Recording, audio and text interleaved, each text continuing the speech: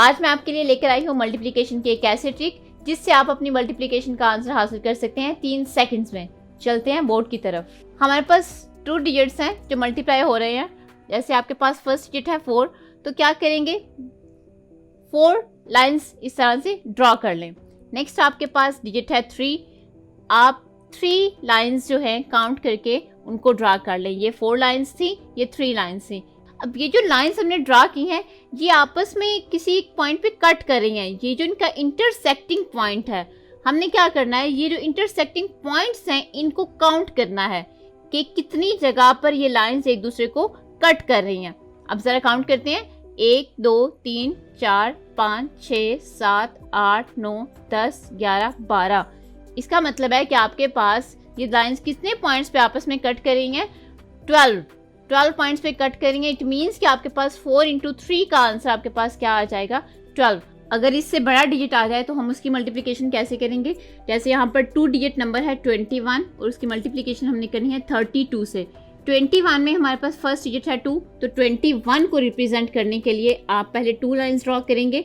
उसके बाद आपके पास इसके डिजिट है 1, तो आप 1 लाइन जो है उसको रिप्रेजेंट करेंगे। ये है 21। नेक्स्ट हमारे पास डिजिट है 32 जिससे हमने मल्टीप्लिकेशन करानी है। तो फर्स्ट डिजिट है 3, हम 3 लाइंस जो है इस डायरेक्शन में ड्रा करेंगे और नेक्स्ट आपके पास 2 है तो 32, 3 and 2 32 बन जाएगा। अब ये लाइंस आपके पास 4 पॉइंट्स पे कटिंग कर रही हैं, लेकिन हमने क्या करना है, हमारे पास राइट हैंड की तरफ कटिंग हो रही है वो एक अलग नंबर हमें देगी, जो हमारे पास लेफ्ट हैंड की तरफ कटिंग हो रही है वो हमें एक अलग डिजिट देगी। लेकिन जो हमारे पास दरमियान में कटिंग हो रही है हमने इसको क्या कर लेना है, ऐड कर लेना है, और जो हमारी मिड टर्म को कंप्लीट करेगी। जैसे हमारे पास राइट हैंड की तरफ यहाँ पर 2 पॉइंट्स पे कटिंग हो रही है तो हमारे पास डिजिट आ जाएगा आंसर में 2।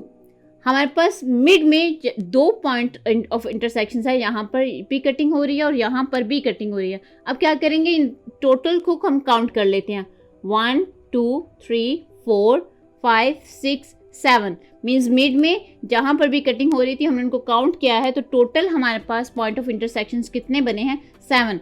लेफ्ट हैंड की तरफ हमारे पास जहाँ पे कटिंग हो रही है उनको काउंट कर लें, 1 2 3 4 5 6, तो आपके पास डिजिट आ जाएगा 6, जो कि हमारे पास आंसर होगा 21 × 32 का। क्या आंसर आया है, 672।